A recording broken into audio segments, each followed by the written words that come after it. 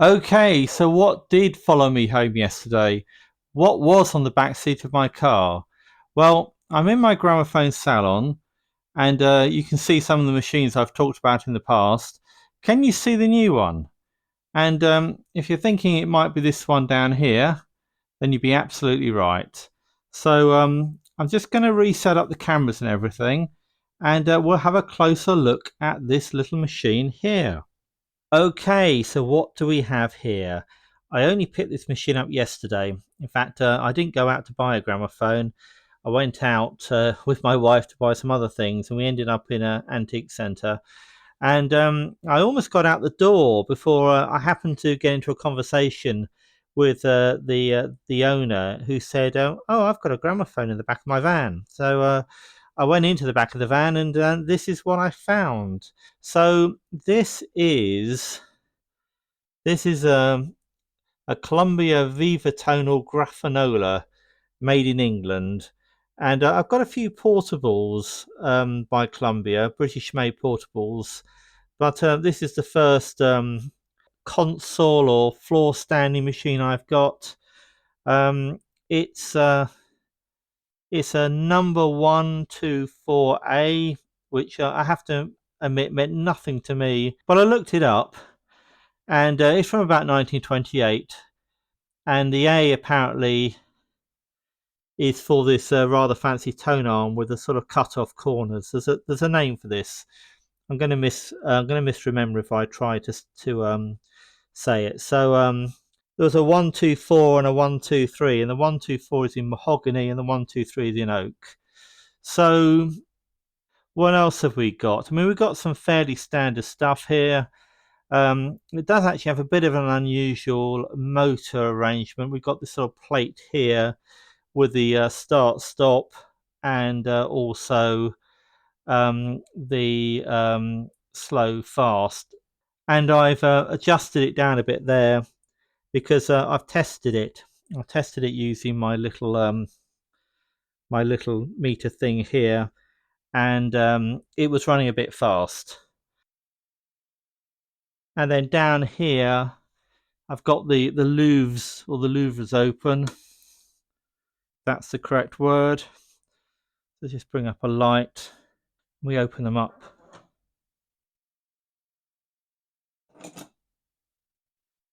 and you can see inside that the grill cloth is completely gone.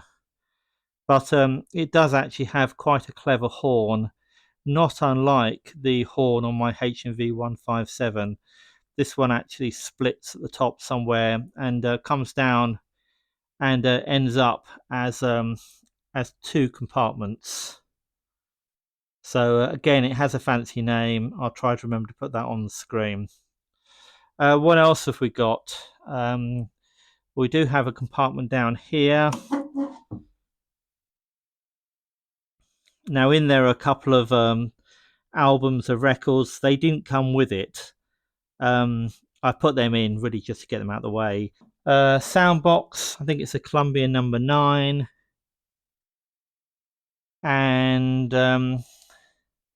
we've got the used needle tin there. And also I've got some fresh needles over here. And also you'll notice there's some screws and other bits in there.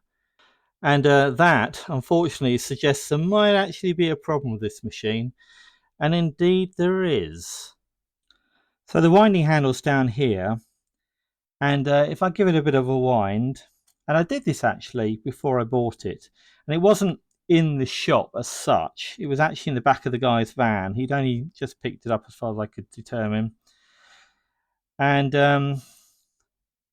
it does wind quite well. And I wound it in the back of the van, and I also wound it outside the van when I was checking around for woodworm. It doesn't seem to have any woodworm at all. And it seemed fine. And in fact, even when I got it home, I was able to play whole records without really any issue.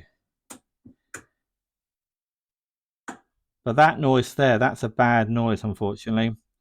This is a 2-spring motor. I think it's a Garrard motor, but it's I think probably branded as Columbia.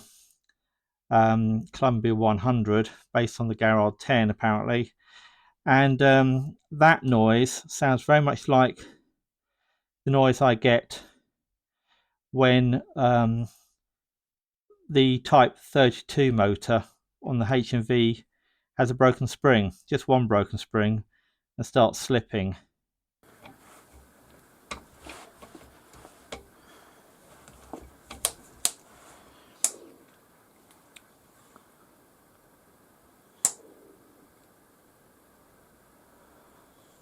There we go.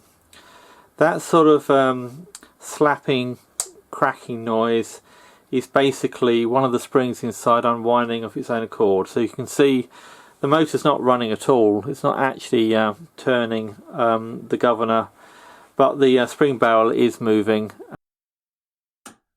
And there it goes again. So I think there's probably one spring's okay and the other spring isn't. So this machine should actually play two sides of a 12-inch record, but it kind of plays one side of a 10-inch record. So it's still worth me showing you a record. We'll see how well it does. The other thing that needs some attention, which is actually that the tone arm, not so much this way, but the joint here. Let's get that in camera shot. This joint here is a bit stiff, really, and I have actually checked the weight, or the not so much the weight, but the pressure on the tone arm using this little set of scales here. Bring the light up a bit. These scales only go up to 100 grams, and it goes off the scale. So the pressure on the record is more than 100 grams. And I probably could fit a little counterweight sort of onto here with an arm that goes back like that, and that will relieve the pressure. So it may cause other issues, but it should mean that the records require less power to go around and therefore should play for longer, which means that it should actually be practical to use this machine to play at least a record without having to get the springs looked at. Okay, just going to reset up again and play a record, and let's see how it goes. Just before I do though, I'm just going to actually pull the platter off. That's going to require two hands, so I'll have to put this camera down.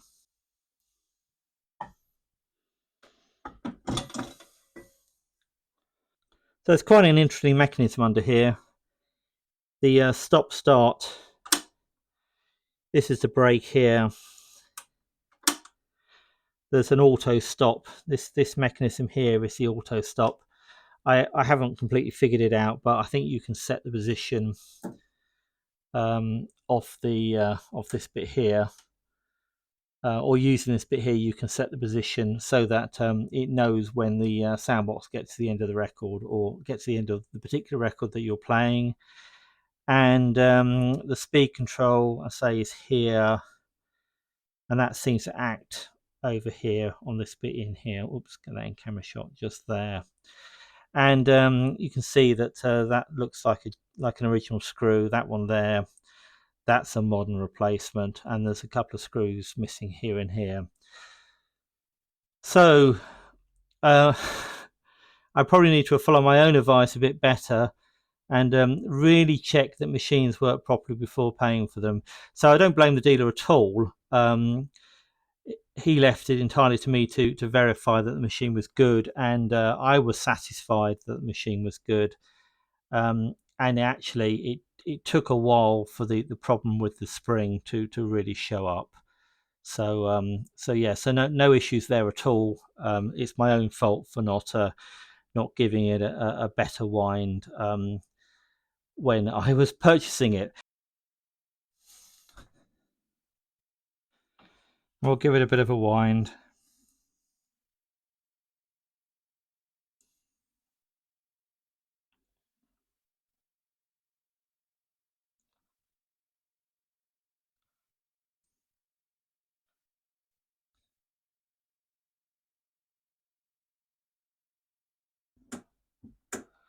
Right, there it goes.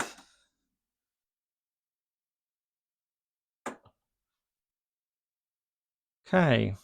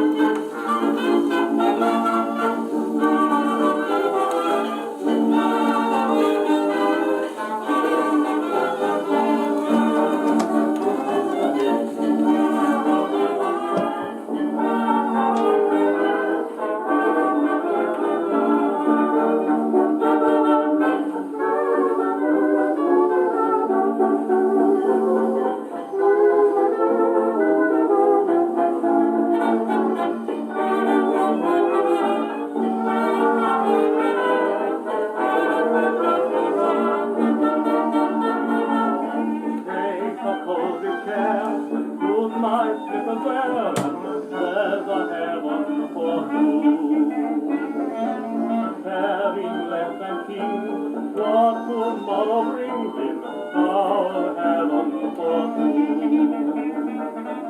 Just a train and a kettle for tea.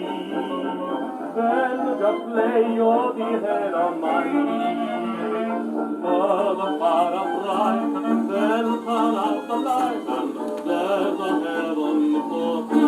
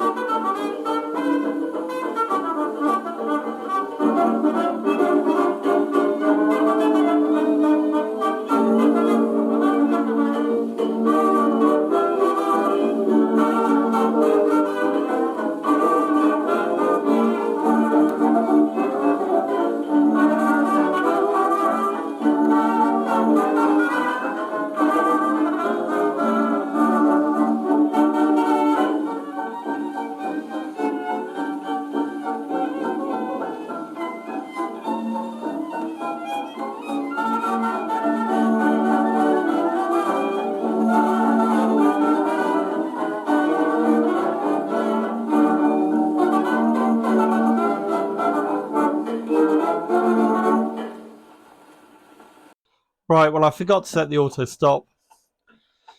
Um, but yeah, by moving it just a little bit further that way, that's triggered it.